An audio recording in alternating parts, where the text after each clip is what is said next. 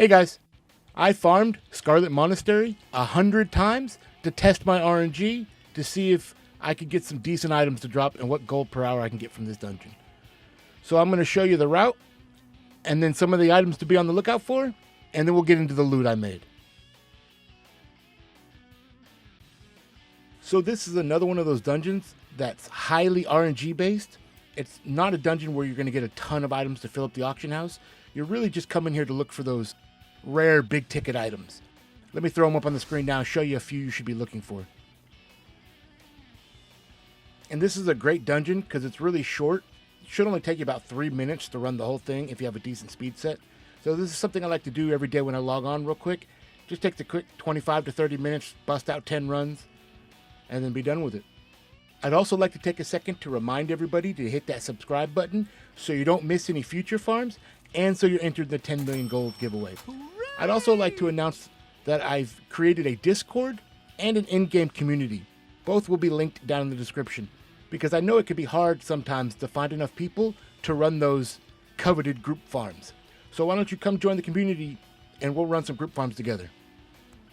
So we just continue running around killing stuff.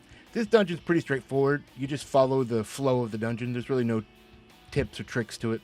The only thing is I don't kill the last boss because the RP is so long and it's just not worth it. And you could technically mass pull everything up to the last boss door. I just don't because I find it actually takes longer for me to wait for the mobs to catch up to me with my speed set than it does for me to just kill them right now. That being said, I was thinking about making a video detailing how to put together a speed set. Let me know down in the comments if you'd be interested in seeing that. It's not the greatest of speed sets. I don't have it min-maxed or nothing, but with consumables, I can get up to 254% run speed. So it's pretty decent.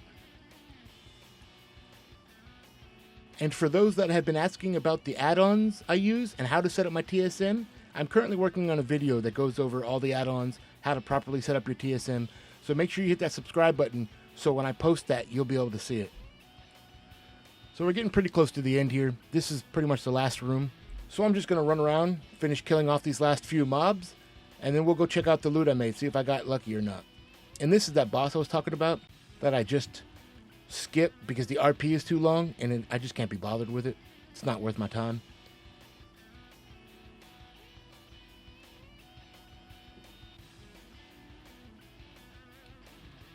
Well, that's the run. Let's go over and check out the loot. And we're back. Well, that was 100 runs of Scarlet Monastery. Let's take a look at what we got. Looks like we got a Cobalt Crusher. It's going for about 300,000 on my server. That's one of those unique drops only from Scarlet Monastery. We got a Dream Slayer going for about 126. We got a Chesterfall Musket going for just over 100. Blood Spiller, 28k. These are all unique items too, which means they're the only ones that have this appearance. So those collectors are going to buy these. We got a Head Splitter for 32k. I got quite a few of these, the Butchers. They go for about 10k a piece on my server. We got some Watchmen Pauldrons going for about 30k on my server, but the region value is pretty low. Got a couple daggers that go for about 10k and just a bunch of just mid-level green items.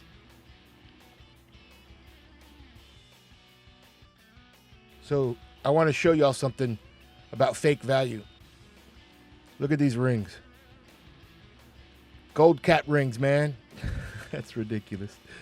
They're not going to sell for that. I'm not even going to post these. I've had a few of these drop and I've never sold one. So if we want to look, looks like we made a lot. 20 million gold, man. But no, that's not it.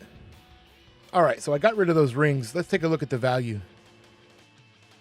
Looks like it's sitting at just over 800,000 in gold value.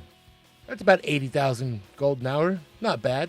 Now, a lot of these items are the unique rare drops, so don't expect to get them to drop. But I definitely recommend giving this one a shot.